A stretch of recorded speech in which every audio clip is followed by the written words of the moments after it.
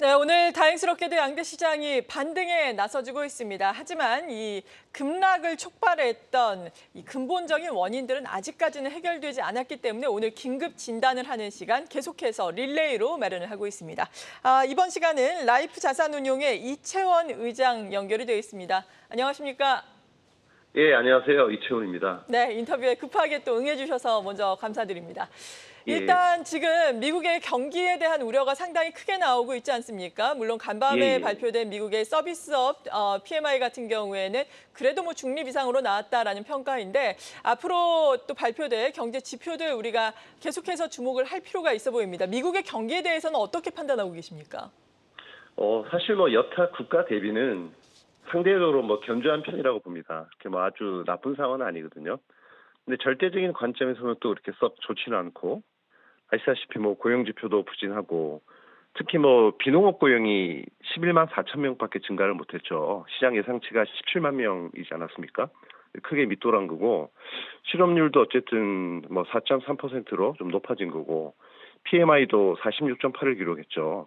이거는 사실 뭐 경기 위축을 예고하는 지수라고 또 판단할 수도 있고, 그중에서 특히 PMI 지표 중에서 고용 지수가 43.3이 나와서 2020년 6월 이후에 가장 낮은 수준을 나타내는 게 좀 악재로 작용을 하고 있고요. 또 하나 안 좋은 거는 이제 빅테크 기업들의 실적 우려가 뭐 인텔 같은 경우가 뭐 급락을 했고요. 그리고 이제 현재 이제 실적이 괜찮은 기업들도 좀 거품 우려가 있다. 이런 걱정들을 많이 하고 있습니다. 전반적으로 뭐 이런 상황이긴 하지만 이제 근본적인 문제는 그거 같아요. 그러니까 그동안 리먼 사태 이후에 돈을 많이 풀었잖아요. 그리고 코로나를 겪으면서 돈이 또 더 풀렸고 그동안 누적돼 왔던 어떤 과잉 유동성이 좀 해소되는 과정을 좀 겪고 있는 것 같은데 이게 좀 급격히 겪고 있어서 좀 문제가 생기는 것 같고 이거는 우리가 반드시 겪어야 될 과정이고 어떻게 보면 좀 자연스러운 현상이라고 볼 수 있어요. 그래서 한마디로 말씀드리면 이 모든 과정이 어떻게 보면 그동안 풀렸던 과잉 유동성이 해소되는 좀 과정이다. 이렇게 좀 보시면 될 것 같아요. 네.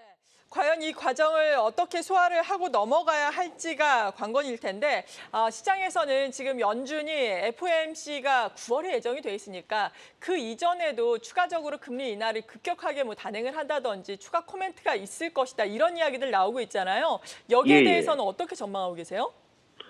그럴 가능성이 커지고 있는 거죠. 근데 뭐 어떤 빅 스텝으로 인하를 할 수도 있고 뭐 네. 자이언트 스텝이 될 수 있다는 얘기가 나오고 있는데 저희가 보기에는 최소한 빅 스텝 정도까지 갈 가능성이 있어요.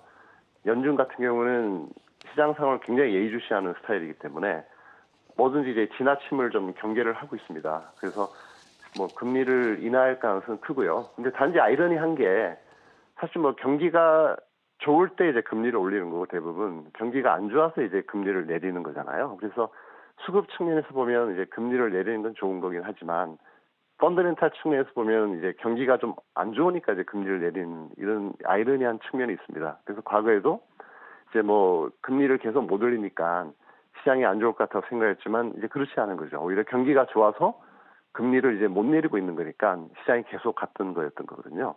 거꾸로 이제 뭐 경기가 나빠지니까 지금 뭐 금리를 낮춰서 대응을 한다는 건데 뭐 양면성이 있기 때문에 여기에 또 너무 환호할 필요는 없고 단지 이제 어떤 이렇게 연착륙을 유도하는 작용은 충분히 할 수 있을 거예요. 금리를 낮추면 충격도 덜할 거고 시장이 많이 안정될 거로 보고는 있어요.